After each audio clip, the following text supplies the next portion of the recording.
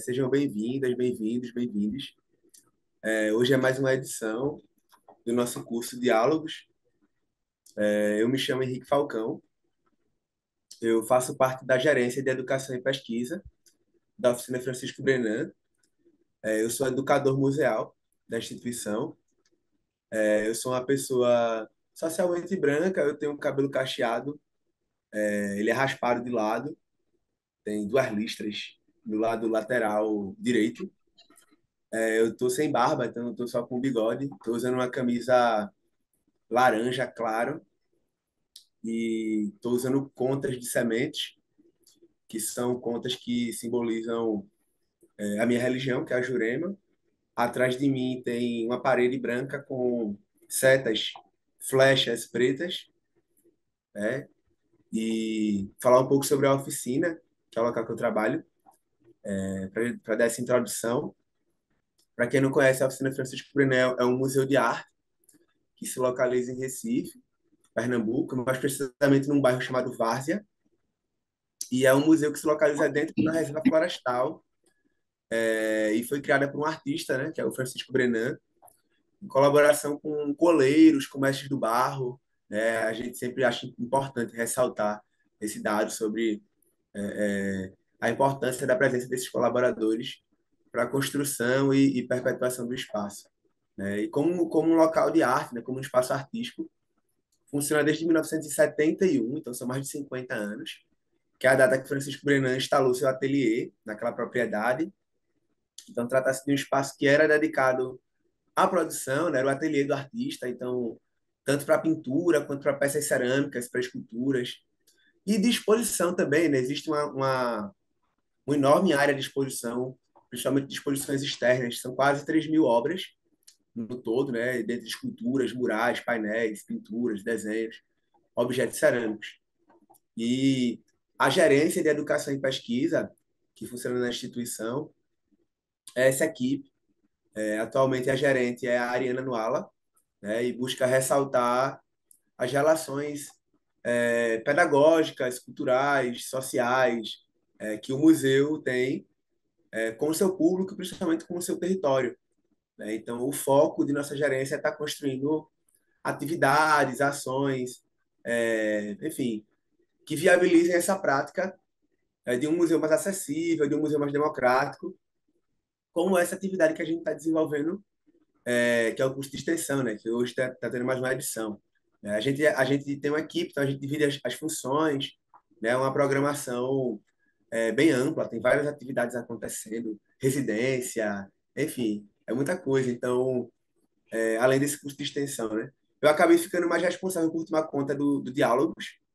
Então, a maioria das pessoas do curso fui eu que contatei, então eu fico bem feliz de estar conhecendo algumas pessoas hoje, vendo pessoalmente pela primeira vez hoje, como é o caso do Ney, né, que eu não conhecia ainda, só por meio de contatos virtuais, e hoje estou aqui vendo ele pela primeira vez, ainda pela internet, mas que bom que estamos nos vendo.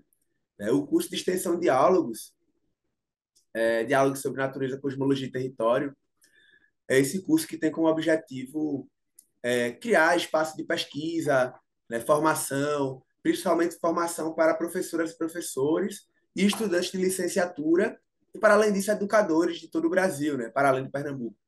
Então, é um projeto que tem esse princípio de reconhecer a potência da educação e suas relações com a arte. Né? Foi concebido a partir da parceria com a Universidade Federal de Pernambuco, através da Pró-Reitoria de Extensão e Cultura, e do Instituto de Arte Contemporânea, né, um convênio firmado no intuito de fazer essa potência da função social e cultural de ambas essas instituições. A sua primeira edição foi em 2021, tinha um propósito de aprofundar os três eixos chaves da oficina, que são natureza, cosmologias e territórios, que é o que nomeia o curso. E essas temáticas elas se expandem a partir da poética de Francisco Brenan, né? São expandidas que, independente do Francisco, né, abre espaço para discussões com outras narrativas, né, principalmente em companhia de comunidades tradicionais e da arte contemporânea. Né? Então, isso tudo vai estar conectado com esse fazer educacional. A segunda edição, que foi intitulada Por que Educar no Fim do Mundo, foi debatida com diversos grupos as relações com a natureza, com o foco na natureza, com destaque para os desafios encontrados por esses profissionais de educação, de como articular os temas de crise ambiental, conflitos climáticos, antropoceno, como isso tudo vai estar presente na escola. Né? E agora, essa terceira edição, a gente está celebrando os 20 anos de implementação da Lei Federal 10.639, que é de 2003. É a lei que torna obrigatório o ensino de História e Cultura Afro-Brasileira e Africana. E, em seguida, ela é ampliada oficialmente em março de 2008 pela Lei Federal 11.645, né, que acabou incluindo a obrigatoriedade também do ensino de cultura e história dos nossos povos indígenas, né, trazendo, enfim, mais diversidade, novos olhares para esse currículo escolar, que ainda infelizmente, bastante eurocentrado, né, ainda recai em metanarrativas, né, em epistemologias que não vão garantir a visibilidade, o respeito com as comunidades tradicionais.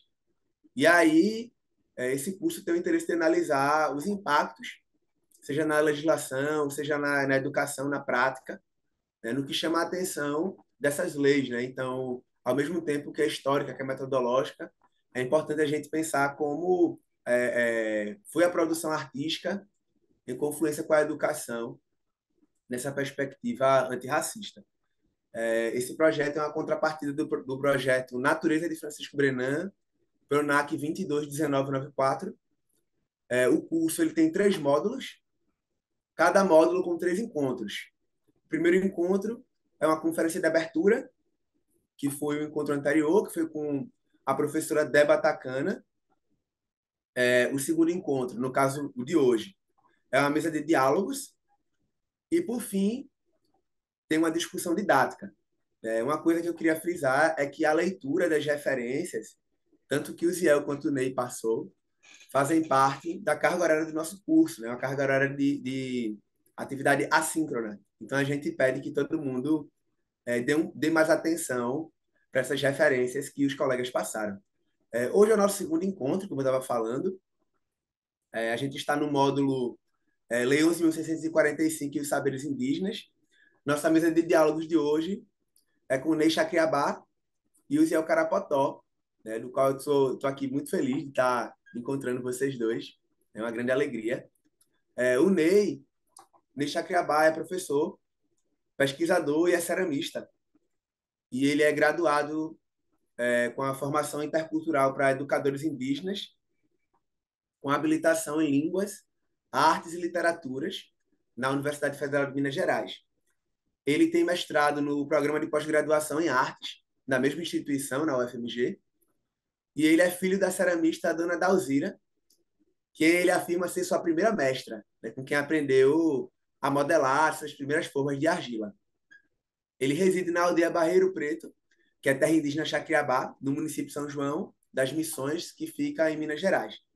E exerce a função também de presidente da Associação de Artesãos Indígenas do Povo Chacriabá. Ziel Carapotó, ele é originário da comunidade Carapotó Terra Nova, que fica no município de São Sebastião, no estado de Alagoas. Ele é formado em artes visuais pela nossa Universidade Federal de Pernambuco. Ele também é artista visual, é curador, é performer e é realizador audiovisual. Ele reside desde 2015 em Recife, por mais que ele viaje mais do que fique em Recife, né, Zé? E é integrante do grupo de pesquisa Ciência e Arte Indígena do Nordeste. É um grupo que é da Universidade Federal de Pernambuco, além de exercer também a função de artista pesquisador no projeto Culturas de Antirracismo na América Latina, pela UFBA. E desde 2021, Ziel é coordenador geral da Associação de Indígenas em Contexto Urbano, Caraxou, Anaçu, Acicuca, que é um grupo que tem feito essa retomada do território em Igaraçu, né, com a aldeia Marataru-Caeté. Então, agradecer a presença de vocês dois aqui. Vai ser, acho que, uma noite bem, bem legal. São duas potências. Vocês vão ter cerca de meia hora para falar. cada um. E aí, em seguida, vai ter também um tempo para vocês trocarem entre si e a gente vai abrir para perguntas.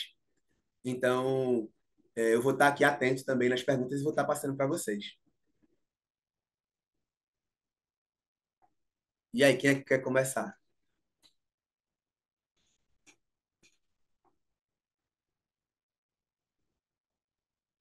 Boa noite. Vamos por ordem alfabética, Ney. É com você. Então, eu sou o Ney Chacriabá e gostaria, né, de já de início dizer que estou muito feliz, né, e agradecer pelo convite de poder estar aqui com vocês, contribuindo um pouco, né, com a experiência do meu povo, né. Agradeço a todos aí que estão nos ouvindo, né, que estão nesta roda de conversa. E um abraço forte aí ao parente, né, Ziel. Embora eu não conhecia, né, mas já ouvi falar dele, né? E eu sou professor indígena na escola Chucuranque. E esse tema, né, me interessa muito. Eu vou relatar um pouco da experiência, da minha trajetória, mas isso brevemente, porque tem tudo a ver com essa questão da Lei 11.645, né? Eu sou ceramista e tenho saído da aldeia para participar de algumas exposições, para participar de feiras de artesanatos, né? E nessas minhas saídas do território, eu percebi o quanto as pessoas não sabem sobre as culturas indígenas. E ouvindo as pessoas que chegavam para conversar com a gente e também aquelas pessoas que passavam perto da gente e falavam algumas coisas que a gente percebia, né, que eram pessoas que não conheciam nada da realidade dos povos. Decidi, então, fazer o mestrado como uma forma também, né, de contribuir para levar para a universidade informação e eu percebi a importância, né, que é da gente ocupar esses outros espaços além do espaço da aldeia, esses espaços nos cursos de pós-graduação, esse espaço das galerias, dos museus, porque a nossa arte, né, ela é uma ferramenta interessante, uma ferramenta de luta e que tem contribuído para levar informação para os não indígenas sobre a nossa realidade. A nossa arte, ela é artivista, né? Porque por meio dela a gente consegue denunciar essas violências seculares que o nosso povo tem enfrentado. Nas feiras que eu frequento, algumas pessoas para diante da gente e começa a reclamar algumas situações, dizer que a gente não é indígena porque está usando o celular, dizer que não é indígena porque não tem aqueles traços que eles esperavam encontrar na gente. Houve turmas de alunos de escolas vizinhas, né, visitando a minha oficina e ao sair a gente via que eles estavam bastante chateados porque ao chegar na nossa oficina não encontrou pessoas nu não encontrou pessoas morando em casas de palha. E alguns saíam reclamando essas questões.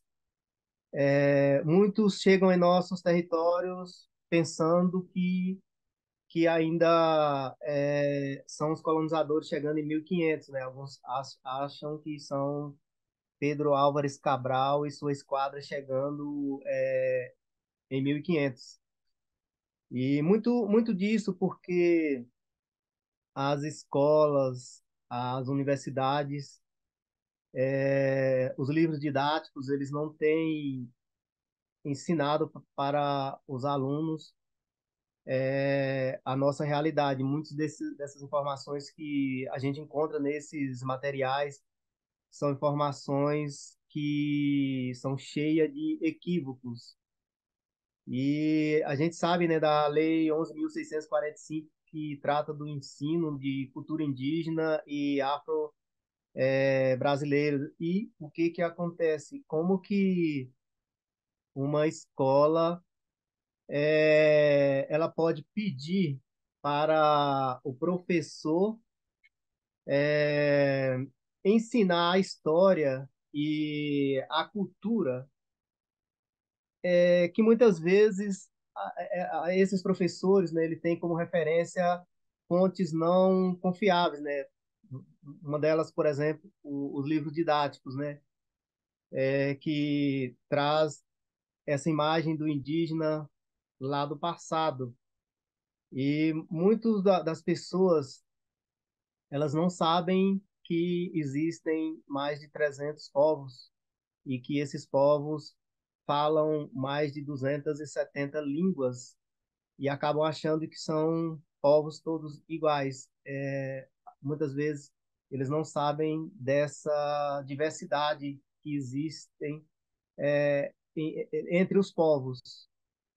E a lei, né, ela vem, mas ela deu um passo, né, mas é muito pequeno, porque como que um professor ele pode ensinar uma cultura que ele não conhece? Como que um professor ele pode ensinar uma cultura que ele não chegou a aprender? Porque as universidades elas não tratam muito bem da cultura, não tratam muito bem da história que está ao seu lado. Muitas vezes, né, eu estudei em escola não indígena e o que era ensinado era muito essa cultura da Europa, essa cultura dos Estados Unidos, e muitas vezes a escola não tratava dessa questão das culturas ali mais próximas. E o aluno acaba aprendendo muito essas coisas que eles acabam ouvindo por aí. A televisão muitas vezes mostra os indígenas em situação de violência, quando há um conflito, né, isso aparece na televisão e, às vezes as pessoas acabam achando que é só isso, que indígena é só conflito, é só violência, e acaba que esse lado bonito da cultura, das artes, acabam não sendo muito mostrada.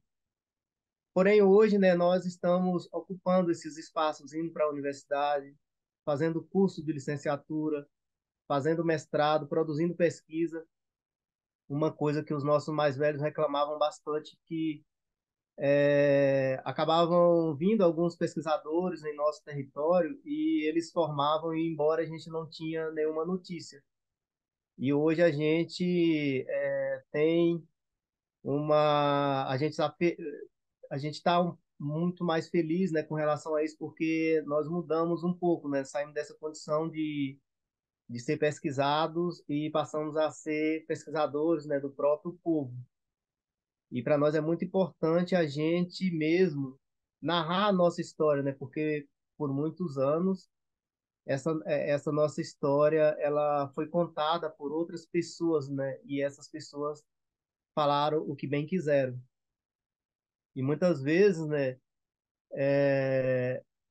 nas escolas, esses professores que não teve muito acesso à cultura, à história, que não chegou a visitar uma terra indígena e a conhecer mais de perto, acaba reproduzindo em suas aulas esses estereótipos que ouvem por aí, e por isso que muitas vezes a gente depara com o preconceito e com esses equívocos das pessoas acharem que indígenas são todos iguais.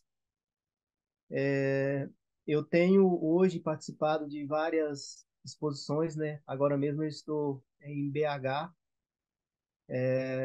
estou preparando uma exposição que terá abertura no dia 1º de setembro. E são momentos bastante importantes, porque a gente acaba encontrando com muitas pessoas e algumas dessas pessoas acabam trocando os equívocos por alianças afetivas. Eu tenho vários amigos, vários parceiros que aproximaram da gente por meio da nossa arte e por meio da nossa arte aprenderam muito sobre a nossa história de luta, sobre as violências que nós sofremos e acabaram se tornando nossos parceiros. Eu tenho também procurado aprender bastante com os mais velhos da minha aldeia e ao mesmo tempo que eu aprendo com eles, eu tenho transmitido para os alunos. A gente sabe que vários povos hoje eles estão sobrevivendo, né, resistindo a uma série de questões e muitos povos até deixaram de existir. O povo Chacriabá tem mais de 400 anos de contato com o não indígena. Nós fomos proibidos de falar a língua Kwe-Minchã. Nós fomos proibidos de praticar o nosso toré e várias práticas tradicionais, mas os mais velhos guardaram em segredo e hoje a escola indígena ela é uma escola diferenciada porque a gente traz esses conhecimentos para dentro do espaço da escola. A gente convida os mais velhos para ensinar sobre os remédios, sobre as práticas artísticas, para falar da crença, para fazer a pintura corporal. E isso tem contribuído muito para fortalecer essa, essas práticas ancestrais do nosso povo que por muito tempo foram proibidas e que foram enfraquecidas. E, e para nós isso tem sido muito importante, porque esses alunos eles também têm ido para as universidades e têm contribuído para levar essa história do nosso povo. O povo Chacriabá, ele tem seu território demarcado em 1987, após uma chacina, mas a gente teve apenas um terço desse território demarcado. A gente foi expulso das margens do Rio São Francisco e hoje estamos vivendo a 40 quilômetros de um rio que era muito importante e o nosso território é no norte de Minas, uma região que chove muito pouco e que a água é uma dos principais problemas que a gente enfrenta. E tem muitos fazendeiros que estão nesse território ancestral. O território ancestral nosso tinha 200 mil hectares e foi demarcado com apenas 53 mil hectares. Quando a gente vai para uma retomada, os municípios vizinhos, as pessoas, eles acabam nos ameaçando, a gente não consegue ir na cidade porque eles falam que é a gente que é ladrão de terra. Mas eles muitas vezes eles não conhecem a história do próprio lugar em que eles moram e eles não sabem quem realmente foram os ladrões de terra. Nós temos várias pessoas que têm saído para trabalhar na cidade, para buscar uma sobrevivência, porque dentro do próprio território você não consegue mais construir usando as matérias-primas que você usava para construir antigamente. Você não consegue, você não consegue produzir os seus utensílios com os mesmos materiais, porque o território foi demarcado com 3 mil pessoas. Hoje somos 12 mil pessoas no mesmo território, onde você tem dificuldade de água e você acaba tendo dificuldade para encontrar uma série de coisas. E você precisa de sair para fora do território para trabalhar. E as pessoas acabam achando que a gente deixa de ser indígena, né? Porque você talvez foi para a cidade, você tá ali trabalhando, porque você comprou um celular ou porque você está usando uma roupa. E muitas vezes eles não sabem dessas violências que os povos passaram, né? E voltando um pouco na Lei 11.645, né, que trata do ensino de cultura indígena, é uma coisa também assim que a gente tem que pensar direito, né? Porque não existe cultura indígena, né? Existe culturas indígenas, né? Então você vai ensinar talvez sobre a cultura de que povo você vai ensinar, né? Porque às vezes você não tem como você ensinar culturas indígenas, porque ela é muito imensa, né? Então, e ela é diversa entre os povos. Então, existem, cada povo tem sua arte, cada povo tem sua língua, cada povo tem a sua religião, o seu toré. Então, são povos bem diferentes entre si. E então, às vezes, né, eu fico pensando assim, como que você vai ensinar cultura indígena, né? Nesse caso, talvez seria ensinar a cultura de que povo, né? Talvez você aprender sobre a cultura do povo Chacriabá, entender como é que é a realidade desse povo, né? E trazer isso para dentro da sala e ensinar e depois talvez ver a cultura de outro povo e ir trazendo isso, né? Porque se você trazer para o espaço da sala de aula a cultura de um povo só e tratar aquela cultura como se fosse igual a todos, muitas vezes você não vai contribuir muito para essa questão do ensino das pessoas, para elas terem conhecimento mesmo e respeitar essa diversidade, porque é o que a gente vê muito por aí. As pessoas acharem que indígena todos têm o olho apertadinho, todos têm o cabelo lisinho, todos têm a mesma cor de pele, e muitas vezes ignoram essas violências, né, que esses povos sofreram. Por exemplo, no meu povo houve casamentos forçados, houve estupros, houve a questão dos escravos que no final da escravidão eles saíram perambulando por aí porque os seus patrões dispensaram eles e eles não tinham para onde ir. E no meu povo chegou um grupo grande de escravos e o meu povo aceitou eles, né? E eles passaram a conviver bem com o meu povo. Houve casamentos, houve essas misturas. E a gente que está mais próximo do litoral somos povos que primeiro teve esse contato, esse enfrentamento e foram a região que muitos povos foram extintos, né? Porque esses colonizadores eles chegavam e já davam de cara com a gente.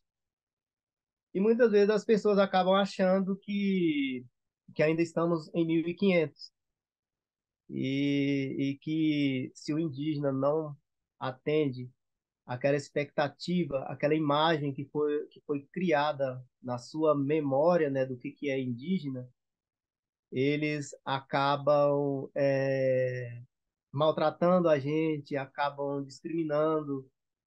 Eu já tive várias vezes em feiras em que pessoas param diante da gente e começa a olhar para a gente e avaliar, né? Como se estivesse olhando uma coisa bem estranha. Alguns até já me falaram, eu sou mais indígena do que você. Indígena, não, eles usam assim, o termo índio, né? Eu sou mais índio do que você. Olha só como é que é o seu nariz, olha só como é que é o seu olho. Eu sou mais índio do que você. Então, assim, você acaba só ouvindo, né? Às vezes você não vale a pena discutir, mas quando a pessoa chega para conversar, para tentar entender, que a gente vai explicando, muitas dessas pessoas, ao sair, eles relatam para a gente, ó, estou indo embora com uma visão completamente diferente do que eu tinha, do que eu tinha aprendido até aqui, do que é ser indígena. E muitas vezes eram pessoas, né, que tinham uma formação interessante, né, que tinha ensino médio, que tinha licenciatura, mas nessa trajetória escolar eles não tinham aprendido praticamente nada sobre a cultura indígena. Hoje em dia tem mudado muito isso, né? A gente também percebe que tem mudado, já tem mudado um pouco mais isso, porque muito por conta mesmo da nossa luta, né? Dessa coisa da gente estar nas redes sociais, mostrando a nossa cultura, da gente estar ocupando esses outros espaços fora do espaço da aldeia. Eu fiz a minha pesquisa sobre a cerâmica Chacriabá, que também estava adormecida, e durante a licenciatura foi uma pesquisa mais voltada para dentro do território, que eu conversei com os mais velhos, fui aprendendo as técnicas e repassando e fazendo oficina. Inclusive, eu quase não documentei isso, né? A única forma de documentar essa pesquisa foram a própria circulação das peças. E depois resolvi fazer o mestrado, porque eu percebi que era importante, né, registrar todo esse processo e produzir uma pesquisa escrita para trazer essas contribuições para outras pessoas ter acesso e conhecendo mais sobre a nossa história. E, assim, eu acho que eu fui falando muita coisa aqui, eu não sei se o pessoal está dando conta de acompanhar, mas aí qualquer coisa pode ficar à vontade para fazer as perguntas, né? Mas essa, essa coisa mesmo do mestrado, eu acabei fazendo muito por conta disso, né? Dessas experiências que eu tinha com fora do território e perceber que as pessoas não conheciam muito sobre a história do meu povo. E era importante é, eu registrar isso, porque muitas vezes a circulação da peça, talvez ela não alcançaria esse outro público, né? E, e aí, isso que vocês estão fazendo, né? Essa conversa com a gente, eu acho que é algo muito positivo, porque é muito mais melhor vocês, um indígena, né, falar sobre a cultura do seu próprio povo do que um não indígena, muitas vezes falar e talvez ele não ter um conhecimento mais profundo sobre essa cultura e cometer equívocos. E é isso, né? Assim, talvez um recado que eu deixaria era buscar conhecer mais de perto essas culturas, né? Visitar quando tiver oportunidade esses povos, buscar esses artistas indígenas nas redes sociais, porque eles estão ocupando muito essas redes sociais, né? E as redes sociais muitas vezes é uma ferramenta também onde vocês vão encontrar e vão conhecer muito sobre a cultura, sobre as artes dos vários povos. É isso, pessoal. Assim, eu estava hoje numa correria aqui montando a exposição, não consegui me preparar muito bem para essa fala, mas já antecipo aqui, peço minhas desculpas, né? Mas estou aqui para responder as perguntas que forem surgindo. Vou deixar agora passar para o meu parente, né, o Ziel, e estou por aqui.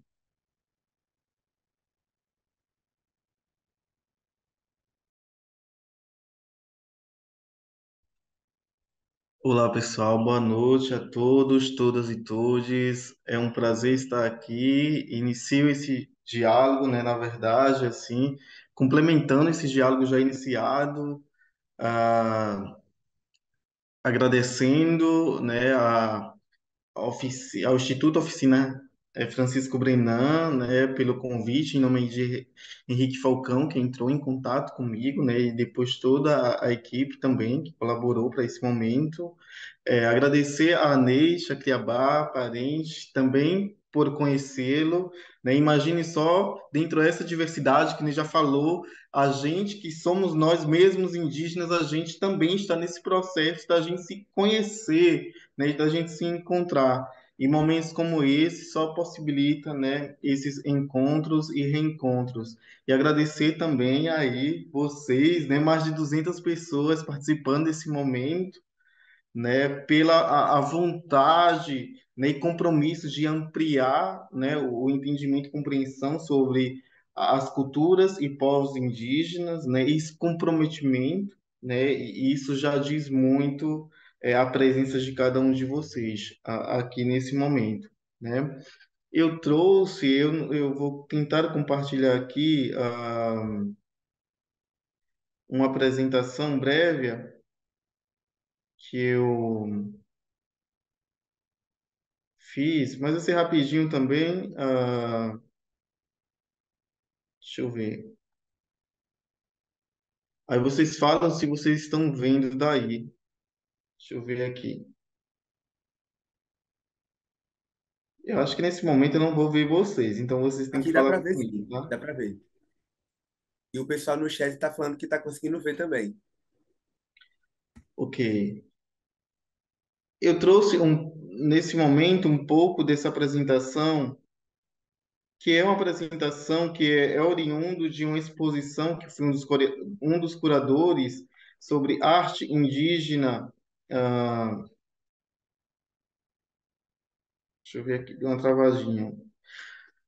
Sobre arte indígena, né, uma exposição coletiva no qual reúne uma série de artistas indígenas perspectiva de arte indígena antirracista, nessa missão da gente ampliar esse conhecimento, esse entendimento sobre as culturas, né, e povos dentro dessa diversidade, atendendo à Lei 11.645, né?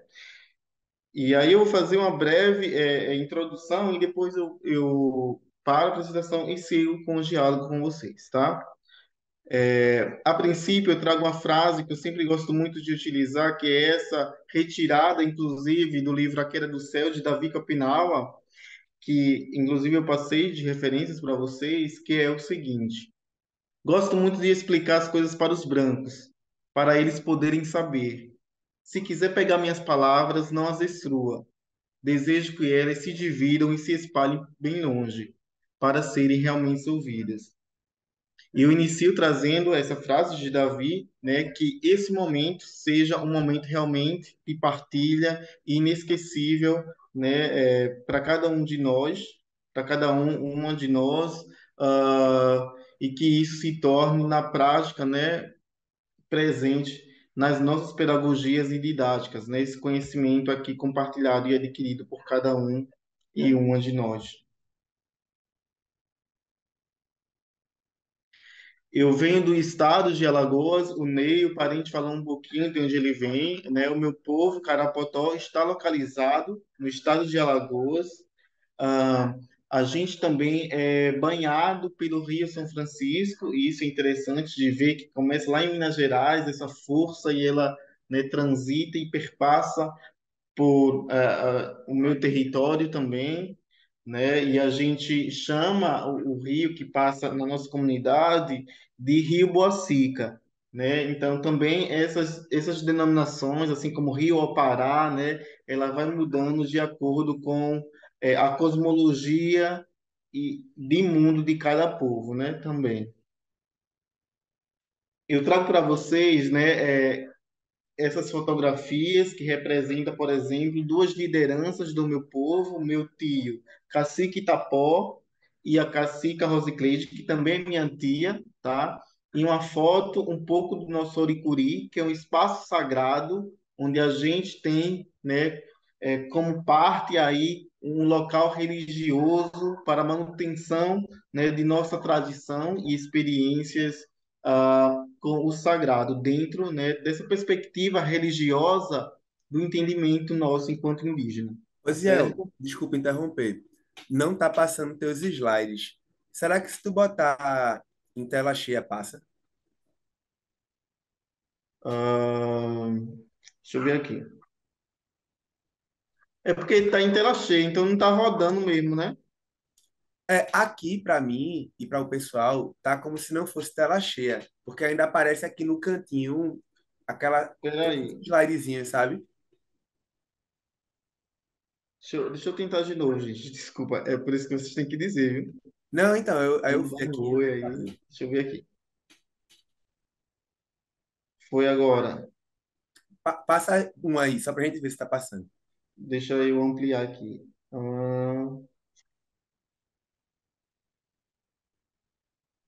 Tem que vir aqui. Ah, entendi, eu acho. Tô botando aquele modo de apresentação, que é o F5, se eu não me engano. É apresentação.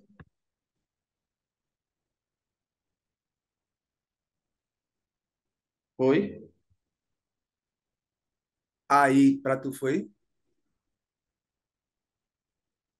Para mim foi, para vocês. Para aqui, para aqui não. Ah,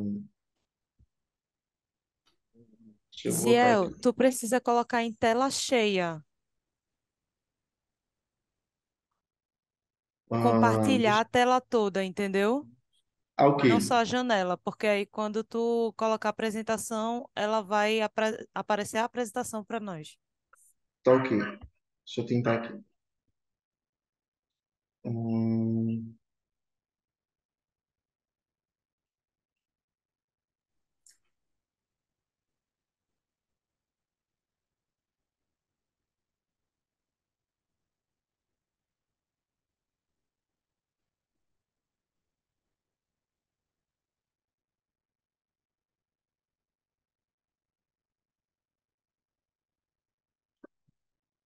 hum,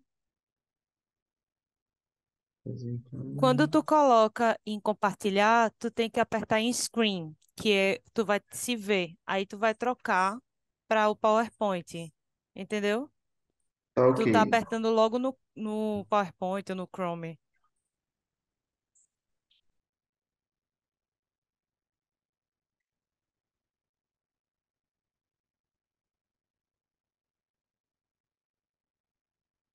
Na verdade, eu estou indo aqui, Screen, aí venho na janela que está Exato, e, tu vai colocar e compartilhar. compartilho. Tu, Foi. tu apertou em screen? Sim. Foi? Muda agora para a gente ver. Deixa eu colocar aqui. Aí o pessoal tá dizendo aqui, ó, que no cantinho inferior direito, embaixo da imagem, tem um ícone bem pequenininho, que é como se fosse uma TVzinha. Aí você clica que ele vai compartilhar a tela inteira.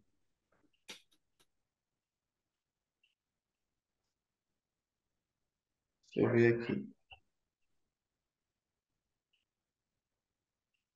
Vamos lá de novo. Compartilhar. Vou interromper de novo. Aham. Pronto. Aí vou aqui no Share Screen, de compartilhar.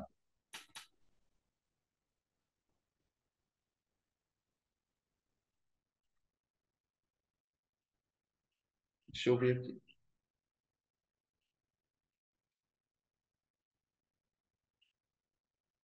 Foi. E aí, deixa eu voltar aqui.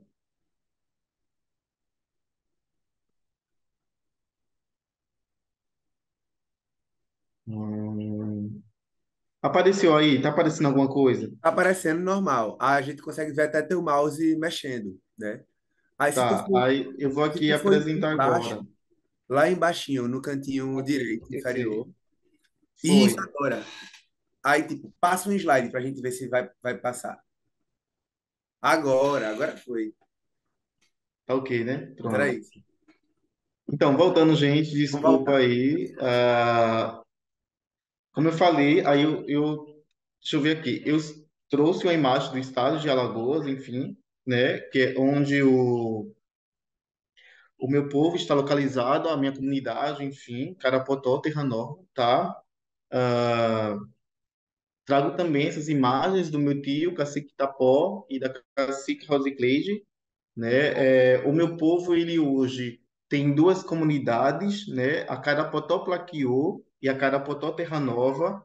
A Plaquiô tem como liderança o meu tio Cacique Tapó e a Carapotó Terra Nova, que é onde eu vivi, enfim, né? Tem como liderança minha tia Cacica Rosicleide, tá? A última foto à direita de vocês é uma imagem do nosso Oricuri, que é um espaço sagrado, né, de manutenção dos nossos saberes, enfim, dentro da nossa perspectiva religiosa.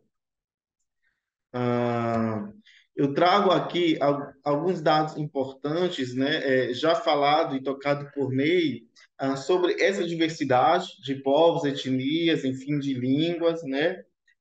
Somos mais aí de 300 povos, mais de 270 línguas, e o censo, né, de 2023 divulgou que hoje o Brasil tem uma população de 1,7 milhões de indígenas, né? Um dado importante, reforçando que a gente passou aí mais de uma década sem o censo, né, fazer realmente esse estudo para as populações indígenas. Ou seja, a gente passou aí 10 anos longe dessas estatísticas, né? Ou seja, invisibilizados, né, perante o Estado brasileiro. Uma vez que não se pesquisa sobre, né, esses dados, ele nos coloca no lugar, por exemplo, de não acesso e de não pensar em políticas públicas para atender de fato essas populações, porque uma vez que não tem dados, né, não tem também demanda, né, de políticas públicas, né? Contudo, aí a gente tem um panorama bem interessante, que é um aumento aí exponencial desse número com relação aos dados que tínhamos aí em 2010, né, do último censo até então. O número ele duplicou, né, mais que duplicou de indígenas. Isso mostra que a população, as populações indígenas aí, né, tem aumentado e vem se aumentado aí progressivamente ao longo, né, com o passar do tempo. Ah, isso me faz pensar e trazer para vocês outra referência que vocês já podem ir anotando, que é um artigo, né? Eu acho que esse artigo, ele é Bíblia, gente. Sabe aqueles textos que é Bíblia para que você possa entender os processos de concepção de identidade, do que é ser indígena hoje na contemporaneidade e principalmente do que é ser indígena do Nordeste, né? É esse artigo aqui, que é do antropólogo João Pacheco de Oliveira. Eu acho que é um dos antropólogos que tem assim um trabalho fundamental de pesquisa relacionado aos povos indígenas do Nordeste, né? E esse artigo que tem o título de Uma Etnologia dos Índios Misturados, né? Situação colonial, territorialização e fluxos culturais, né? Ele traz uma perspectiva de entendimento de como os indígenas do Nordeste, né, e os indígenas que sofreram aí os primeiros impactos da colonização realmente, né, uh, eles têm seus direitos violados e são alvos de racismo, geralmente por não atender esses estereótipos, né? Esse entendimento do que é ser esse indígena aí, das obras literárias, né? Esse indígena dentro do purismo, aí do que seria esse indígena verdadeiro, né? Que corresponde a toda essa invenção, né, todos esses estereótipos do que é ser indígena do Brasil, né, esse indígena que infelizmente é passado, né, no nosso processo de escolarização, né? Então aí já notem, além de Ideias para Adiar o Fim do Mundo, né, de Ailton Krenak e A Queda do Céu, que eu passei aí para vocês aí também. Esse artigo está aí disponível no Google, né? Muito, muito bacana. Ah, eu vou partir da ideia agora de apresentar para vocês, aproveitar esse momento, de apresentar uma série de artistas indígenas que vêm utilizando a arte, e eu acho que é interessante como educadores, professores, né, entender a arte como uma ferramenta de fundamental importância para a gente lidar com essa diversidade e expressividade desses povos, tendo a arte como aí, né, uma manifestação muito presente na nossa vida, nas nossas relações, dentro da nossa coletividade. Ah, Antes de iniciar essa explanação introdutória, eu gostaria de falar e pedir a colaboração de vocês para que vocês, né, potencialize nossas vozes e nossas lutas dentro das salas de aulas de vocês, dentro das lutas, né, e bandeiras individuais de cada um de vocês, né, aqui, principalmente no momento muito importante que a gente está vivendo hoje, que é algo paradoxal, né? Se a gente vê hoje a realidade, a gente está vivendo um contexto histórico e político que a gente estamos adentrando em muitos espaços antes não, né, alcançados por nós. A gente tem hoje uma FUNAI sendo aí gerida por um indígena. A gente tem aí o Ministério dos Povos Indígenas. Em contrapartida, a gente tem aí todo um aparato, né, institucional, tecnológico, enfim, que está nos violentando mais uma vez os nossos direitos, que é o marco temporal, né? Então, eu não poderia deixar de falar nesse momento em que vocês, né, procurem aí no Google, nas redes sociais, entender um pouco sobre o que está acontecendo, né, na perspectiva do marco temporal, que é uma algo muito violento, né, que a gente está vivendo, que é o quê? Que é tirar os direitos já adquiridos, né, no qual aí permite que o Estado brasileiro, as empresas, o agronegócio, enfim, toda esse movimento podre, ele acabe aí, né, adentrando nos nossos territórios, né, que eles continuem aí devastando nossos ecossistemas, né, os ambientes. E é um momento muito importante e a gente está realmente precisando de toda a projeção e força nesse momento, né? Povos que tiveram seus territórios demarcados após a Constituinte, né? A Carta Magna de 88 e estão aí com todos os seus territórios aí à mercê, né? Se esse marco temporal for aprovado, né? E principalmente eu falo a partir da perspectiva dos povos indígenas do Nordeste, que a grande maioria tiveram realmente só esse reconhecimento após aí o início aí na década de 90, né? Ou seja, após 1990. Ou seja, se o marco temporal for aprovado, quer dizer que, né, os indígenas que tiveram seu reconhecimento, né, territorial após 88, né, o Estado ele pode intervir em qualquer instância. Ai, né? Então, procure também, por favor, vocês, enquanto pesquisadores, enquanto educadores, enquanto movimentos sociais, né, estamos precisando desse momento, tá? Conosco. Ah, e voltando, eu trouxe para vocês alguns artistas que eu acho que é importante, fundamental da gente implementar nas nossas didáticas, pedagogias, né, o conhecimento indígena, né, os conhecimentos indígenas, eles podem ser aí implementados em qualquer disciplina, né? Tanto na geografia, na matemática, na biologia, na ciência, na história e nas artes, né?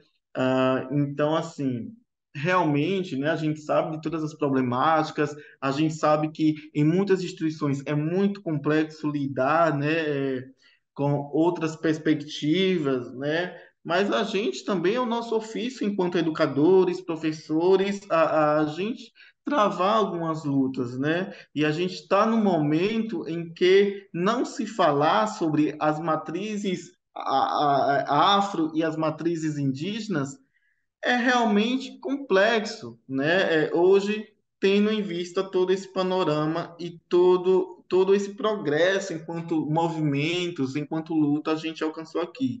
Então, realmente é algo que a gente não pode mais ficar, né, à mercê, né? A gente tem que tomar um posicionamento, mesmo que isso seja tênue, né? Mesmo que isso seja realmente um jogo que a gente tem que lidar e compreender um equilíbrio.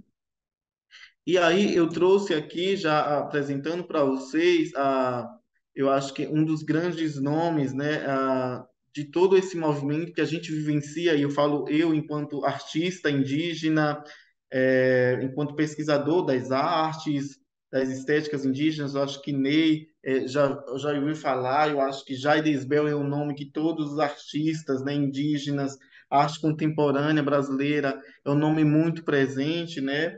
Porque ele foi, né, um dos pioneiros aí a lutar por nossos espaços, pela garantia nos nossos direitos, né, dentro desses espaços da arte, né, espaços positivos, galerias, museus, enfim, né, e trazendo muito a perspectiva da cosmologia do povo dele, né, enfim. Aí eu trago um pouquinho da fala dele, que a arte contemporânea é uma armadilha, né, para pegar curiosos. Não é um quadro, flecha ou cerâmica. É um feitiço para falar de um assunto sério, que é a urgência ecológica. É preciso aprender a técnica, está com tudo certinho para fazer os feitiços. Não é uma questão de receita, essa coisa pronta e que bem caracteriza a modernidade. A técnica, eu acho que soa mais como uma coisa caminhada, muita observação e seguidas tentativas até aprimorar ao ponto de fazer outros sabores, né? Eu acho que é um artista que eu utilizo muito como referência para mim toda a sua concepção, toda a sua trajetória, né, de vida. E aí eu trouxe alguma também referências de uma série que ele tem, né, que ele traz essa questão ecológica, essa questão política sobre esse momento de se adentrar nele, dentro desses grandes circuitos, né, paulista, do Sudeste, aí que a gente vê. Ele traz essa perspectiva da Amazônia, né, a questão aí de lidar com as ecologias de uma forma extrativista, né, alvo do capitalismo, né? Eu trago também um grande nome que é fenômeno, né? Que é a Arissana Pataxó. Educadores aqui presentes conheçam a Arissana Pataxó. Né? Se Jair Bel é pioneiro, a Arissana Pataxó, enquanto artista indígena do Nordeste, é pioneira. É a primeira mulher indígena a se graduar no curso de artes visuais da UFBA. É a primeira artista a ganhar o prêmio Pipa. Né? A Arissana é da Bahia, o povo Pataxó está localizado na Bahia. Hoje ela está concluindo o doutorado em artes visuais, né? Ela é professora indígena em sua comunidade, tá? A traz uma perspectiva muito de todos os atravessamentos do que ela sofreu ao cursar artes visuais na UFBA, né? Essa identidade questionada, né? Todo esse racismo que ela enfrentou.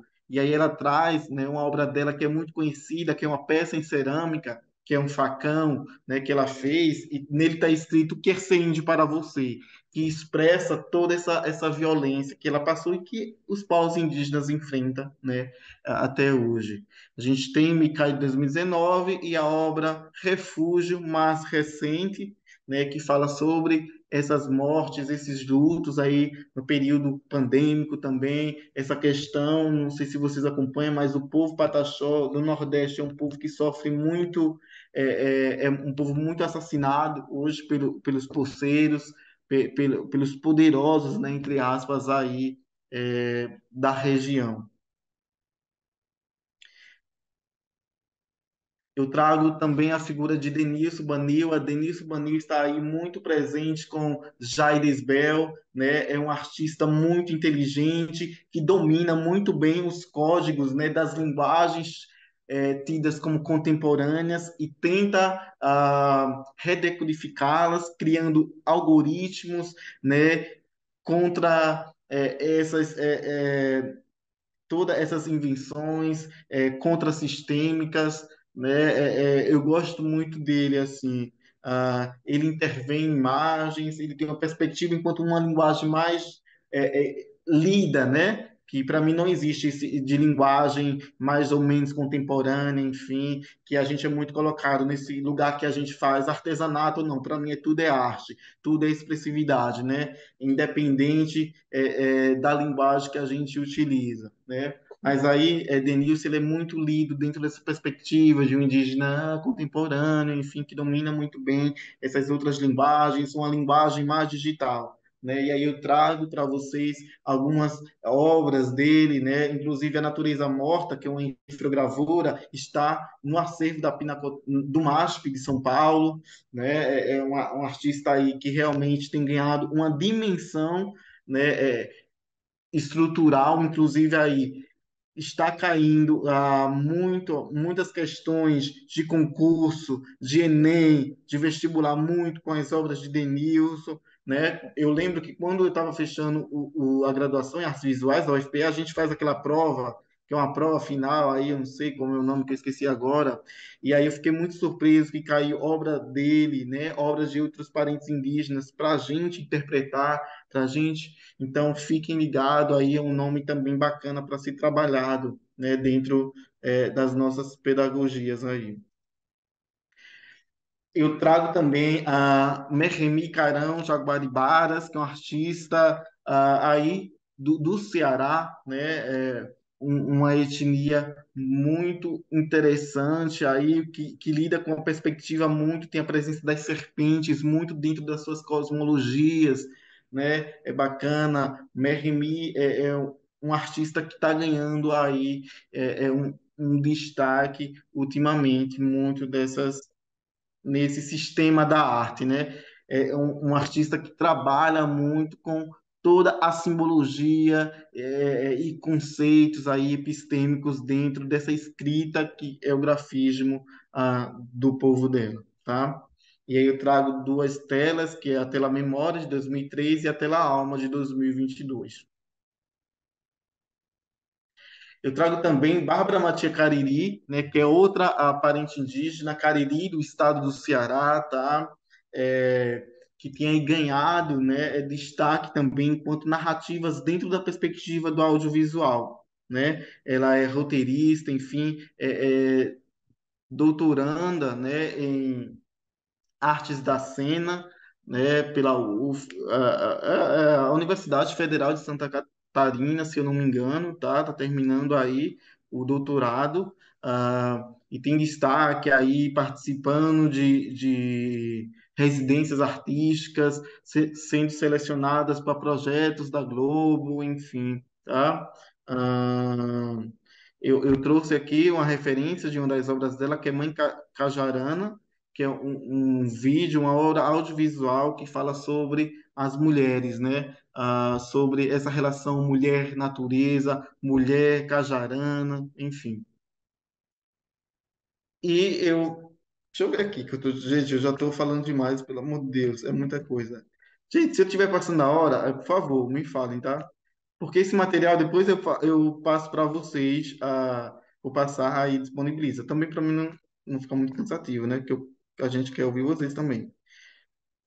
E aí, Henrique, já passou muito? Porque aí, deixa eu ver, se tá Não, eu faltando. estou dando também um tempinho decorrente daquela questão técnica, então eu ia dizer que você ainda tem pelo menos mais 5 minutinhos, né? Dá para Ok, falar.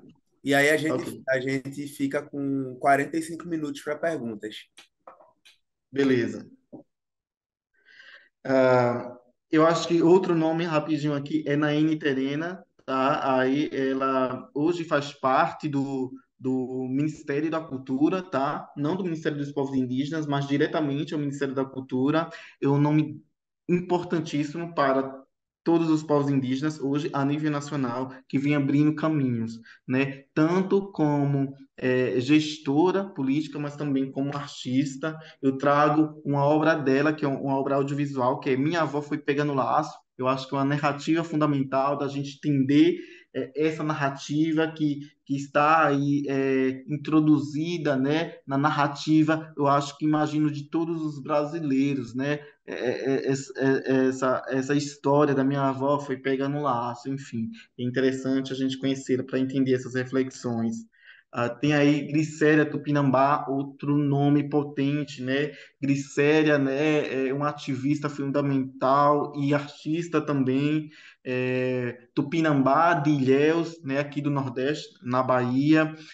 Glicéria, que lutou e que é uma das pessoas que promoveu aí a vinda, a volta, né, dos mantos tupinambás, né, que estavam lá na Dinamarca e está vindo agora para o Brasil. ah, ela tem aí, né, uma poética no qual ela reconstrói, reestrutura esse fazer desse manto, né, a partir de indumentárias contemporâneas, né? Ela hoje já não utiliza mais penas de arara, enfim, como antigamente, mas utiliza aves ainda presentes nesse bioma, né?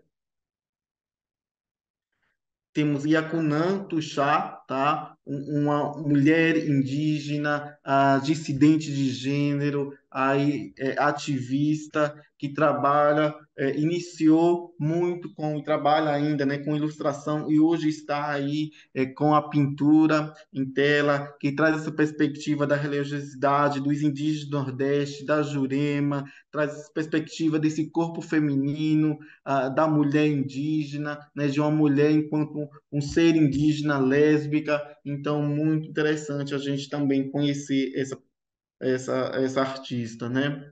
Ah, Vitor Tuchá também, primo de Yacunan Tuchá, né? Outro aí artista que fala um pouco sobre essas relações de miscigenação, né? Algo muito fundamental para que a gente possa entender essas configurações, né? Essas múltiplas configurações do que é ser indígena, principalmente indígena Nordeste. Esse indígena de muitas cores, de muitas texturas, né? É oriunda aí dessas interrelações étnicas, né? Com negros, com brancos, enfim, todo esse aquilombamento, né?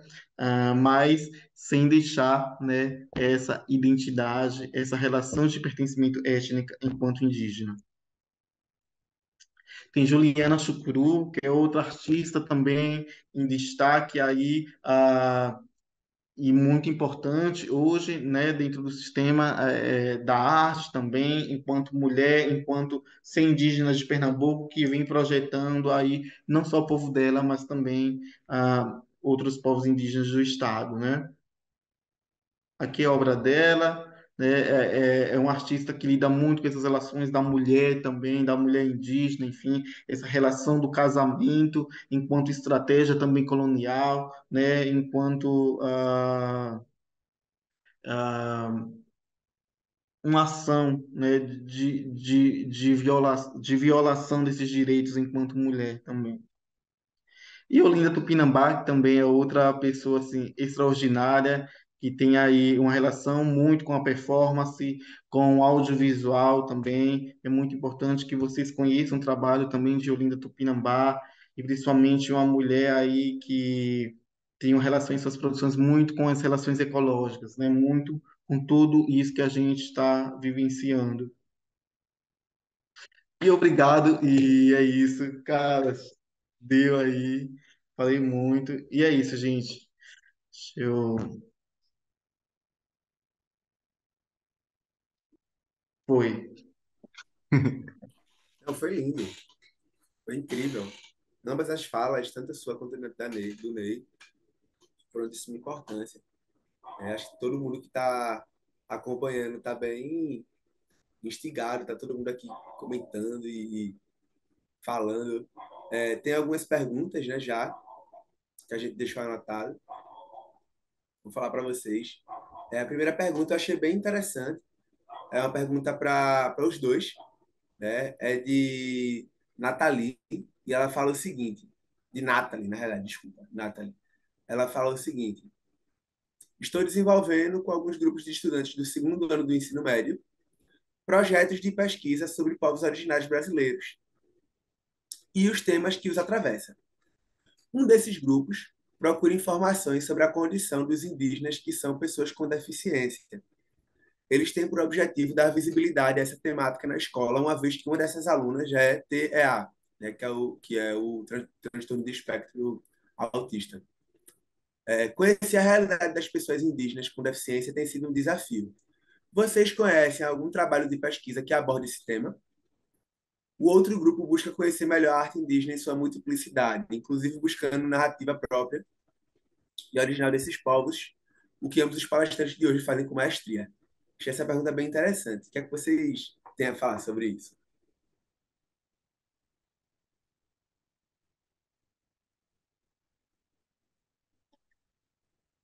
Ô Henrique, eu não sei nem, mas porque enquanto você estava conversando, eu já fui, realmente, eu estou aqui pesquisando um coletivo indígena que ele tem essa bandeira dos indígenas com deficiência. Aí eu estou pesquisando aqui. Aí, se Ney puder ir falando, para me passar essa referência no grupo do Instagram, e essa pessoa que fez, ela pode entrar em contato com esse coletivo, enfim. Mas Ney pode falar enquanto isso, tá? Que estou aqui dando uma pesquisada, ver se encontro aqui. Então, eu não conheço, assim, nenhuma pesquisa, né, que fala sobre esse tema. Ainda não cheguei a conhecer. Não sei se tem algum indígena, né, que já produziu alguma pesquisa voltada para esse tema. A outra parte da pergunta eu me perdi aqui. Eu não sei se poderia repetir, o Henrique. Uhum. Ela fala que o outro grupo busca conhecer melhor a arte indígena em sua multiplicidade, buscando a narrativa própria e original desses povos. O que vocês dois fazem, né? Que ela coloca, o que ambos os palestrantes de hoje fazem com maestria. Então, o outro grupo vai ter foco na arte indígena. Isso, muito bacana. Eu acho que o Parentes Viel aí, né, ele já deu uma quantidade boa de referências, né, de indígena, né, que são artistas, que eu acho que esse grupo pode estar buscando essas referências, né? Então, todos esses artistas aí que ele falou, eu sigo no Instagram, eu tenho aprendido também bastante com ele. O Jaides Bel, né, que foi apresentado aí também, eu, junto com minha mãe, participei da 34ª Bienal a Moquém Churari, né, a exposição que aconteceu no MAN, né, no Museu de Arte Moderna. E não cheguei a conhecer pessoalmente, né, mas eu acompanhava ele muito pelas redes sociais e aprendi bastante também com o Jair Isbel, né? A esposa dele, a Dayara Tucano, né, também é uma artista indígena, né, muito interessante, né, que tem uns trabalhos muito bacana que eu acho bem interessante assim dos professores e alunos estar buscando eles nas redes sociais, buscando as publicações deles, né? Eles têm muito a nos dizer. No meu povo, né, existem pessoas, né, com deficiência, né, mas assim não tem ainda um estudo, ainda não teve nenhum colega que fez uma pesquisa e também não conheço pesquisa assim de não indígena voltado para esse tema.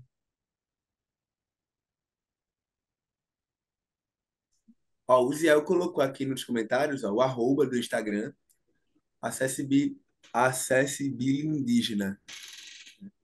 Então, achei bem interessante essa pergunta. Tá, isso, gente. Isso aí é a página, tá? Tem aí como uma das fundadoras, a parente lá do Maranhão, Guajajara, que é inclusive cadeirante, tá? Eu acho que é um grande canal aí de diálogo sobre essa perspectiva, tá? De acessibilidade e tal. A outra pergunta é de Sheila. Ela fala: Nós, professores, pesquisamos algumas etnias indígenas e falamos um pouquinho sobre cada cultura. Como melhorar e não ser injusta com as demais? Como pode melhorar as práticas sabendo que temos uma grande demanda com a grade curricular? Hum, eu acho que Eu acho, por exemplo, que enquanto pesquisa e sendo bem metódico, toda pesquisa ela requer um objeto e ela requer delimitações, né? Primeiro porque tudo é diverso, né? Não só os povos indígenas, mas tipo também as relações étnicas africanas, quilombolas e demais povos tradicionais. Eu acho que se no mínimo o professor, né, o educador, ele trabalhar as etnias do entorno da cidade dele, as etnias do estado dele, eu acho que ele já tem aí ah, um comprometimento muito eficiente e eficaz. É óbvio, gente, que tem dados genéricos, tá? Esses dados que eu trouxe, o IBGE chegou quantitativo de indígenas do país. A gente tem isso no censo, as informações genéricas, né? Mas nem o mínimo a gente tem isso aí nas salas de aula, nas escolas, né? Então, também não é esse lugar de nós, né, sermos os detentores de todo o saber, de toda essa cultura, de toda essa diversidade. Eu sou indígena, Ney também é. A gente está se conhecendo agora, né? A gente, olha, e olha que a gente é artista, olha que a gente, né, habita aí no mesmo campo aí profissional, mas é muito diverso. Eu acho que vamos parar dessa ideia, né? Vamos nos concentrar, vamos nos deter aquilo que está em nosso entorno, porque inclusive, né, é interessante que a gente saiba realmente aquilo que está à nossa volta. Se eu sou professor do estado de Pernambuco, né, eu acho que é o meu papel, né, nesse momento sociopolítico-cultural, de trabalhar, no mínimo, os povos indígenas de Pernambuco, né? Eu acho que é isso, né? Não cair nessa armadilha, gente, é muito difícil, a gestão não colabora, é muita informação, isso não faz parte da minha pesquisa. Eu acho que é melhor a gente continuar, então, no nosso lugar de comodismo, né? Eu acho que, enfim, a gente tem como acessar esses dados mais gerais, tá? Né? Que é importante sinalizar, mas eu acho que a gente se atentar a essas informações, né? A esses grupos, né? Próximos de nós, porque também não interessa a gente ficar estudando coisas muito distantes também, né? Mas que a gente traga mais para dentro do nosso repertório local e regional. Isso mesmo, né? São mais de 300 povos, né? Não dá para conhecer todos, né? Eu acho que uma coisa importante, né, é deixar claro para os alunos que existem vários povos, né? Então, eu acho que o professor, ele não deve, ele tem que ter cuidado, talvez, de quando ele for falar da cultura Chacriabá, por exemplo, numa sala de aula, deixar claro que ali ele está tratando da cultura Chacriabá, e não deixar o aluno, de certo modo, a pensar que ali ele está tratando da cultura indígena no geral, né? Como se todos fossem aquele mesmo povo, né? Que todos tivessem o mesmo hábito. Porque eu uma vez fui numa escola e várias crianças me procuraram, crianças de 6 anos, 8 anos, e chegavam e falavam para mim: eu não gosto muito de vocês, porque vocês comem carne de gente. Eu não gosto de vocês porque vocês comem carne de macaco. O meu povo não come carne de macaco. A gente tem outros animais que a gente come a carne. A gente tem alguns animais que é sagrado para o meu povo, mas para outro povo talvez não seja sagrado. Mas eu acho que a professora deve ter passado isso para eles e ele ficou com aquele entendimento de que eu sendo indígena, né, eu teria aquele mesmo hábito dos indígenas de forma em geral. Então, talvez deixar claro, né, que ele está tratando da cultura de tal povo, mas que existem vários outros povos e que há diferença entre esses povos. Porque isso contribui, né, muito para quebrar esses equívocos mesmo que tem, né, das pessoas acharem que indígena é tudo igual, né, tudo do mesmo jeito.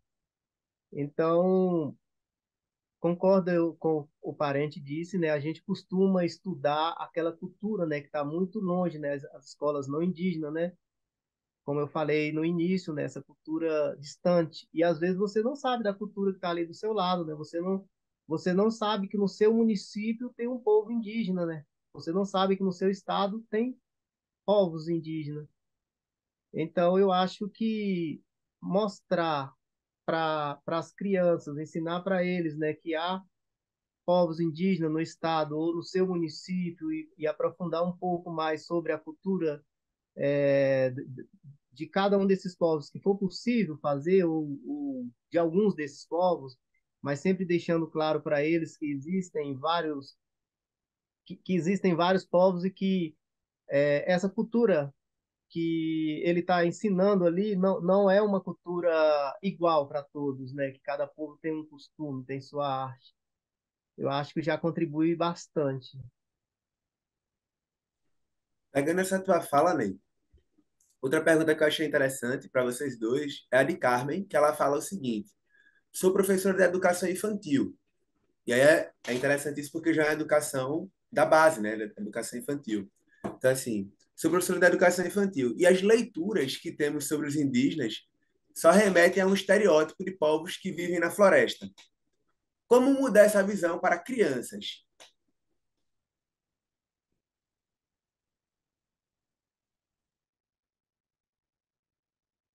Bom, eu acho que é começar a apresentar para eles esses indígenas os indígenas contemporâneos, né, do jeito que eles são. Porque se você chegar numa escola e pedir para uma criança e pedir para ela desenhar a figura de um indígena, você já sabe como que vai ser aquele desenho, né? Porque ele já tem uma imagem. Eu mesmo, eu estou aqui com penacho, com cocá, estou com pintura corporal, mas não significa que eu vou estar assim o tempo inteiro. Eu já cheguei em alguns espaços e as pessoas me questionam: você não é índio, você está sem o penacho, você está sem a pintura corporal. As pessoas acham que indígena, ele está o tempo inteiro com o penacho, ele está o tempo inteiro com a pintura corporal, é que ele está o tempo inteiro ali no meio da floresta, que ele está morando numa casa de palha. E, às vezes, começar a apresentar o indígena contemporâneo do jeito que ele vive hoje em dia. E, às vezes, eu me recuso até a apresentar. Hoje eu estou com penacho, mas nem sempre eu me apresento assim com penacho, com a pintura, porque mesmo já como uma forma de mostrar para as pessoas que, mesmo eu estando sem o penacho, sem a pintura corporal, eu continuo sendo indígena. Às vezes, eu veio uma vez numa escola, eles estavam fazendo uma ilustração, uma escola próxima, né, do vizinho, uma ilustração de um livro e uma história que tinha personagens indígenas. E os desenhos eram todos aqueles indígenas no meio da floresta, nu, sem flecha. E aí eu comecei a questionar por que não colocar um indígena com o cabelo encaracolado, por exemplo? Por que não apresentar um indígena com roupa? Por que existe indígena desse jeito? Eles devem saber, né, que existem, por exemplo, os povos que têm 400 anos de contato, existem povos que têm 300, que têm 50 anos de contato, e tem povos que são isolados, e que são povos que vivem processos diferentes de contato com o não indígena, né? Então, tem povos que ainda vivem na floresta e que estão morando numa casa de palha, mas existem povos que moram na cidade, né? Eles moram na cidade, mas por que será que eles estão na cidade? Por que será que eles estão é, do jeito que eles estão hoje? Às vezes tentar mostrar para eles, né, essas questões, né? Mostrar e dizer e falar dessas situações. Por que que eu não falo a língua do meu povo? Foi uma escolha minha? Será que foi porque o meu povo decidiu, vamos falar o português, que é uma língua mais interessante, e a língua aquém não vale nada? Será que foi isso? Então, muitas vezes as pessoas não sabem dessa história, né? Eles não sabem que houve violências para que a gente chegasse a estar do jeito que a gente é hoje, mas a gente não deixou de ser indígena, né? A gente continua resgatando, fortalecendo as nossas práticas e respeitando os nossos mais velhos, e a gente vive sabendo desta questão, né? Sempre com essa consciência, com esse desde criança, né? A gente cresce já com essa noção de pertencimento a um povo, né? E muitas vezes a escola e os alunos, muitas vezes eles não sabem dessas coisas. Eu acho que é interessante, Ney, a gente reafirmar aqui que desse último censo, né, de 2023, que fala que somos aí 1,7 milhões de indígenas, ele mostra que a grande maioria dos indígenas vivem nos centros urbanos, não vive na floresta, não vive nas matas, né? Eu acho que a missão, né, dentro das escolas, enfim, de qualquer outra instituição que a gente atua enquanto educador, formador, né? Formadoras e formadores, é a gente entender que realmente possa ser que a gente se depare com um material que reforce esse estereótipo, né? Uma literatura mais que venha com ilustrações que reforcem esses estereótipos, né? Mas eu acho que a nossa missão já, porque talvez para a criança ali, para o adolescente, seja a primeira vez que ele também tenha contato com a obra literária, que por mais equivocada que seja, talvez seja a primeira, né? Que ele tenha oportunidade de acessar, né? Então, nossa missão, né, a gente enquanto professor, e a gente vai conhecer que não se resume aquilo, é chegar que ali só é uma versão de milhares, né, que ali não representa a diversidade, que ali é só, né, uma visão, né, que ali possivelmente vai existir povos indígenas que vivem na floresta, né, que tenha realmente mais um distanciamento desses centros urbanos, só que também há indígenas que acessam, né, que estão aí nas cidades, estão aí nos múltiplos outros contextos. Eu acho que é nossa missão mesmo de comunicar e de tornar acessível essas outras camadas de conhecimento, né? Não, não é só também ver isso como, infelizmente, é como algo ruim, né? A gente tem que também se colocar no lugar desse aluno, né? Que talvez seja a primeira oportunidade que ele tenha de acessar esse conhecimento, né? Mas a gente tem que estar ali orientando e estar ali falando, né? Eu posso trazer uma referência que fale especificamente de um povo, de uma etnia que vive nas matas, né? Mas na minha didática eu tenho que promover algo que não se restringe, né, o conhecimento do meu aluno, da minha turma, aquilo só, né? Eu tenho que deixar evidente para ele que ali é só uma referência, é só um conteúdo, né, que não atende a toda essa diversidade, tá?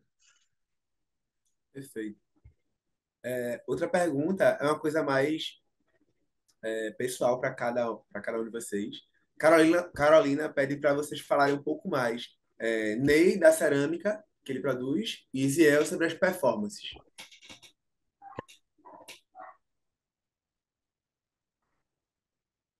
Então, eu vi, olhei os comentários, né? Vi que algumas pessoas estavam pedindo a, o link, né? Eu vou falar aqui, a minha página do Instagram é Cerâmica Indígena Chacriabá, Chacriabá com K. Eu aprendi a fazer cerâmica com minha mãe, né? Minha mãe fazia os bichinhos, meus familiares, meus avós eram caçadores. E eles traziam muitos desses animais das caças, né? E minha mãe fazia esses bichinhos como os brinquedos dela. Ela se divertia brincando com esses bichinhos. Mas ela viu uma tia fazendo, ela aprendeu com uma tia. A gente aqui costuma aprender muito observando os mais velhos. Se a gente perguntar para ela com quem aprendeu, ela diz que aprendeu sozinha. Inclusive, eu até mandei um artigo, né, que escrevi, né, que fala disso, né, dessa coisa de como as crianças aprendem, né, vários jeitos de aprender e ensinar, e um deles é ensinar sem ensinar, que foi a forma que minha mãe aprendeu observando uma tia fazendo, né, e aprender vadiando, né, ali brincando, igual ela aprendia fazendo os bichinhos, aprender com a prática, né, se envolvendo aos poucos ali, ajudando no dia a dia os familiares e depois vai aprendendo. Então, eu também aprendi com minha mãe e depois eu me interessei mais pela cerâmica, né, porque na época da minha avó, a cerâmica ela era o presente de casamento para as noivas que passavam convidando e ela recebia a panela, o prato, a moringa para colocar água, o pote. Mas chegou uma época que ninguém mais estava interessado pela cerâmica, a gente estava mais interessado nos objetos industrializados, de plástico, de vidro, de alumínio. E chegou um momento que não tinha mais ninguém produzindo cerâmica no território.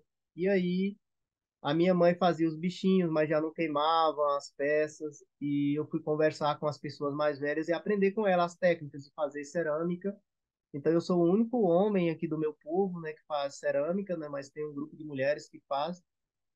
E aprendi com eles a queima, né, a queima tradicional a céu aberto, aprendi a fazer a moringa e fui repassando na escola. Minha mãe voltou a fazer a queima e resolvi juntar as duas coisas, né? Juntar os bichinhos que eu aprendi com minha mãe com a moringa que eu aprendi com os mais velhos. Então eu tenho as moringas com tampas de animais.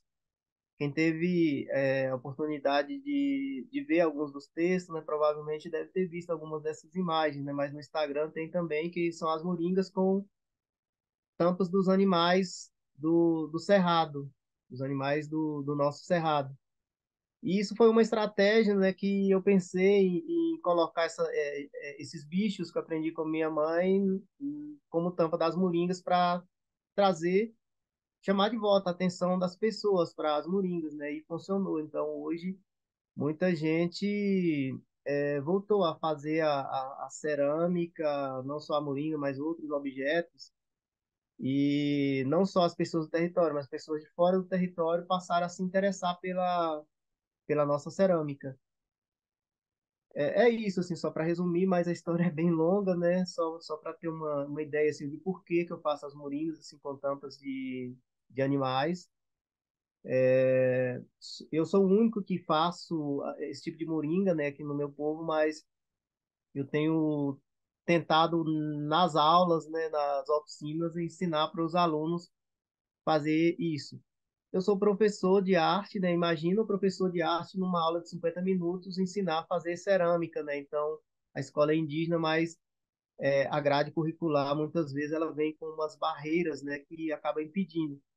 E eu tive que criar algumas estratégias também, né, de não aparecer na aula nesse horário de 50 minutos e combinar com os alunos a oficina nos finais de semana na minha casa, né, no meu lugar onde eu trabalho. Os alunos vêm para esse espaço e a gente não fica preocupado com o horário do relógio. E o que manda na aula é o horário do barro, né? O barro que diz a hora que a aula termina. Porque eu tinha uma aula de 50 minutos e tinha um professor antes e tinha um professor depois. Então, o professor que vinha antes, se ele atrasasse 5 minutos, e o professor que vinha depois tinha que achar a sala bem arrumadinha, né, para ele ter condições de continuar a aula. Então, era meio que impossível ensinar cerâmica na prática numa aula de 50 minutos. E hoje eu tenho feito isso, embora o pessoal do Estado, da Secretaria de Ensino, muitas vezes eles nem sabem disso, né? Porque lá no diário de classe eu registro como se eu tivesse comparecido na aula naquele dia que já foi determinado ali na semana, porque se a inspetora chegar na escola e não ver que eu estou lá nesse horário de aula, entre quatro paredes, tem problema, né? Eles vão reclamar, já teve várias vezes, mas é o jeito que eu achei mais importante para conseguir fazer a retomada da cerâmica e repassar todo o processo para o aluno, desde coletar o barro, de observar a lua adequada para coletar o barro, desenvolver as técnicas de acabamento, fazer a tinta do toar para decorar as peças e a queima. Então, o aluno ele pega todo esse processo, ele sai da escola entendendo todo o processo do que é necessário para fazer cerâmica, né, para ser ceramista. Então ele sai em condições de dar continuidade nessa prática. É isso.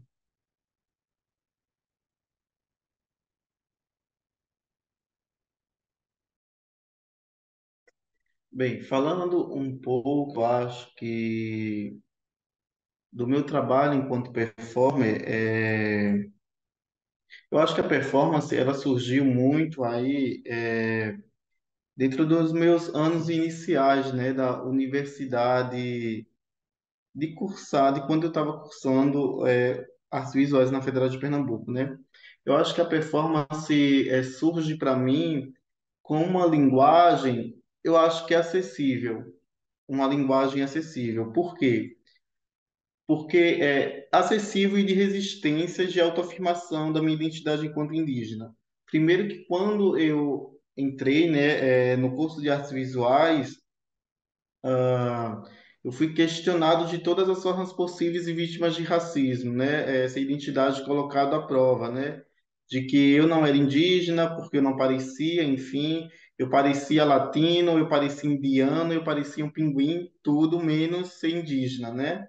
E isso aí, e isso falando para colegas, para professores e tal, né? E aí a performance foi uma linguagem que eu acabei utilizando muito, porque eu falei, gente, o que é que eu vou ter que fazer aqui para realmente o pessoal me entender, né, de onde eu vim, quem eu sou, aquilo que eu realmente carrego. E aí a performance começa a utilizar por isso, porque, por exemplo, eu não tinha dinheiro para comprar uma tela, comprar tinta, comprar pincéis, né? Eu fui, é a única forma de eu, sei lá, fazer alguma coisa dentro do curso, dentro das artes, foi com a performance, né? Uma vez que eu comecei a realmente ir para minhas aulas, né? Com minha indumentária, pintado, né? Eu cantar o toré, dançar toré, e aí as pessoas falaram que aquilo era performance, né? Eu disse, ah, que bando de besta, dizendo que isso é performance. Isso aí eu nasci e me criei fazendo, né? E aí disso, né, eu fui percebendo que eu era artista desde sempre, desde o meu nascimento, né? que né, tinha essa expressão do corpo, né, muito forte, né, essa estética muito potente do grafismo, enfim. Então, aos poucos também eu fui entendendo a linguagem, né, sua dimensão política, né, e foi, eu acho que esse encontro, né, dentro aí dessa precariedade e nesse processo de me autoafirmar que a performance quanto linguagem surgiu aí dentro da minha prática artística, né? E hoje, com um entendimento mais amplo, né, mais complexo, eu trabalho a performance muito dentro dessa dimensão de questionar essas relações de imposição, né, desses valores cristãos, por exemplo, é, essa identidade, né, vista como mestiça, não impura. É um caminho muito assim, nessa perspectiva, sabe, de trazer esses temas que nos atravessam, né, esses temas que muitas das vezes são violentos, né, que refletem essas violências que a gente vive, mas também eu tento trabalhar essa potência, essa força estética também, né? Desse meu eu quando estou com minha indumentária, de quando estou com o meu grafismo, né? Essa presença desse corpo aí, dessa autoafirmação, né? Daquilo que eu sou. É mais ou menos isso, assim. Perfeito.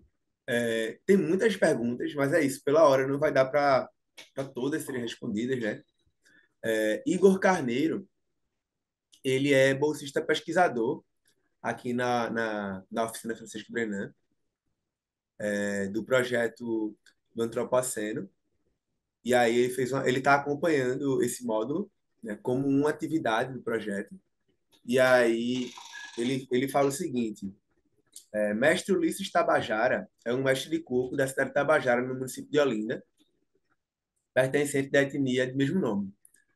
Através da prática do coco, como brinquedo popular, ele busca disseminar a cultura entre jovens como uma forma não só de mantê-lo vivo, mas de recuperar essas epistemologias referentes a esse movimento que foram perdidas através dos anos em decorrência à violência colonial.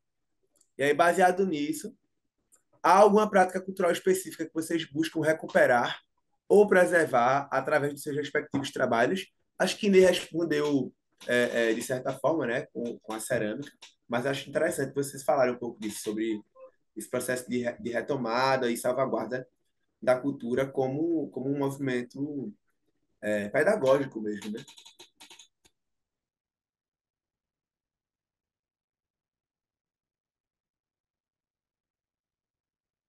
Então, a gente, além, né, da retomada da cerâmica, que era uma prática que estava adormecida, prestes a ser extinta, né, porque quando os nossos mais velhos morrem, com eles se vão esses conhecimentos, né? Para nós, os mais velhos são os nossos livros vivos, né?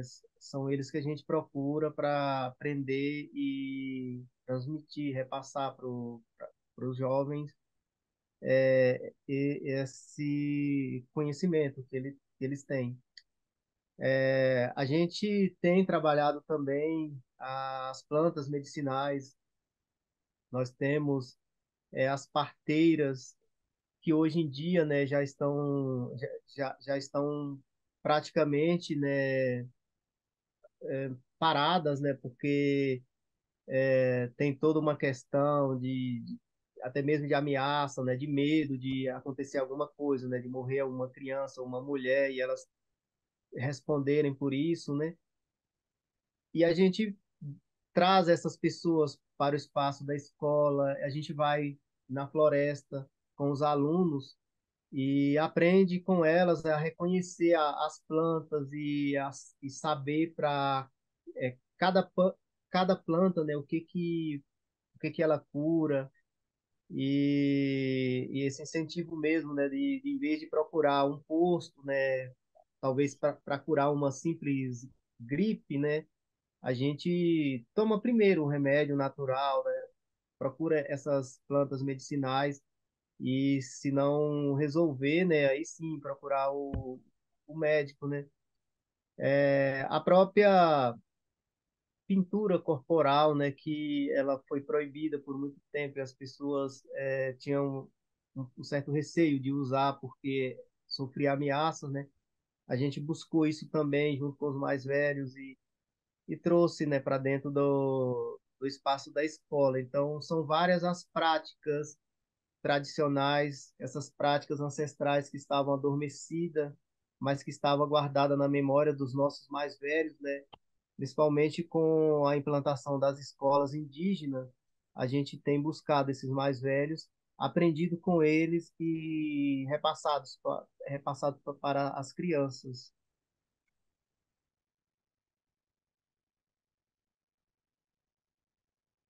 Eu acho que nem falou algo muito importante, né, dessa questão desse adormecer, né? Eu acho que essas práticas ancestrais, né, que sim é um território de disputa para outras práticas culturais, né, ocidentais, eurocêntricas, enfim, brancas, ah, que a gente, enquanto indígena, a gente tem que lutar muito para manutenção desses saberes, né? Porque, no meu entendimento, né, ser indígena, ele tem que viver sob um determinado regime, né? Assim como quem é candomblessista, umbandista, quilombola tem o seu regime ali cultural, tradicional, né? Cigano também. Nós indígenas vivemos sobre um regime, né, cultural. A partir do momento em que a gente não tem uma continuação desses saberes, né, dessas práticas, realmente fica difícil, né? Isso é um perigo muito forte para o etnocídio, né? Então, assim, eu acho que a nossa luta é uma luta geral, né, sobre realmente a manutenção desses saberes, por exemplo, a manutenção do toré, a manutenção dessas práticas, desses conhecimentos de cura dentro das comunidades, né? E isso muitas das vezes está sendo muito difícil, né? Perante realmente, por exemplo, a gente tem uma política do SUS mesmo, se a gente for pensar que ser parteira hoje nas comunidades é inviável, né? É tido hoje como obrigatório hoje a todas as mulheres, né? E não falando que o SUS está errado, ou certo ou não, mas eu estou falando enquanto práticas culturais, né? Hoje as parteiras mal desempenham suas funções, né? Eu tenho a grande sorte desse universo de ser nascido, né, de parteira mesmo, não nasci no hospital, assim, né? Mas por exemplo, meu irmão mais novo já nasceu no hospital, né? Não já nasceu com a parteira, né? Então, realmente, são processos de retomada mesmo, de luta, né? Para manutenção e existência aí dessas práticas culturais.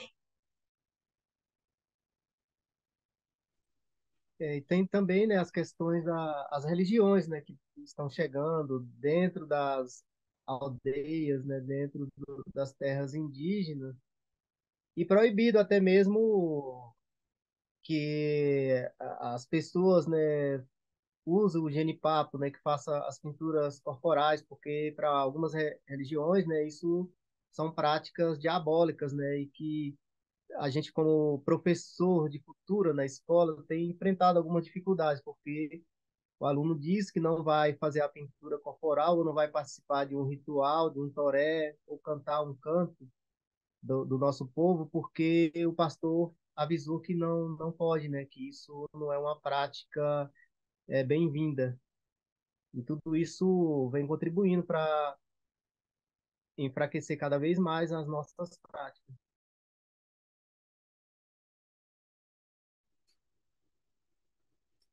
É uma luta constante, né? Gente, são 5 para as 9. Eu ia pedir só para cada um fazer, então, as considerações finais. E aí, infelizmente, não vai dar mais tempo de responder, as demais perguntas. mas eu acredito que, assim, tinham perguntas que davam para ser respondidas conforme vocês iam falando. Então, assim, eu ia percebendo que algumas coisas que vocês estavam falando já contemplava coisas que poderiam ser perguntadas. Né? Então, fico muito feliz com a presença de vocês, muito feliz mesmo, todo mundo está aqui, bem grato. Ia pedir só para, em seguida das considerações finais, vocês se autodescrevessem, que foi uma coisa que não falou no começo, mas acho importante não deixar passar.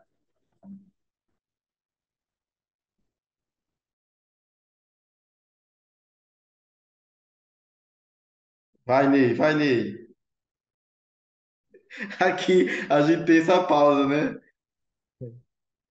Então, eu agradeço muito, né, por esse convite, né, em poder participar dessa conversa e poder falar um pouco da minha experiência, falar um pouco da cultura do meu povo, né?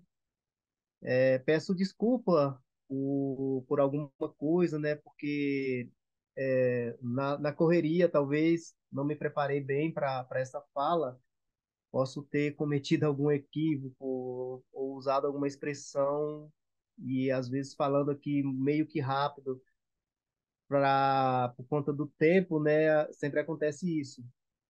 Espero que tenha contribuído, né? Essa conversa, né?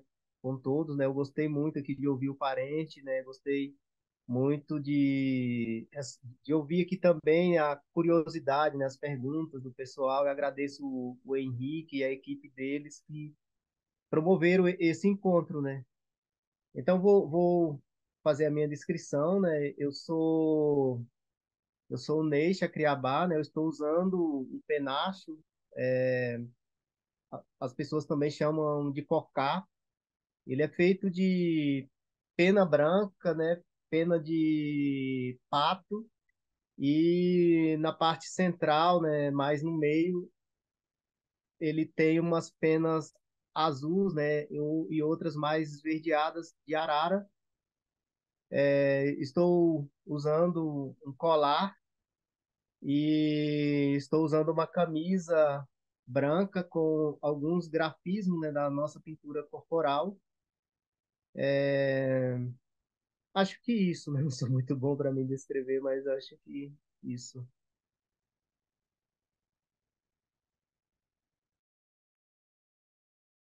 Então, eu gostaria de agradecer mais uma vez o convite pelo Instituto Oficina Francisco Brenan, né, a todo o acompanhamento aí de Henrique e de toda a equipe, tá?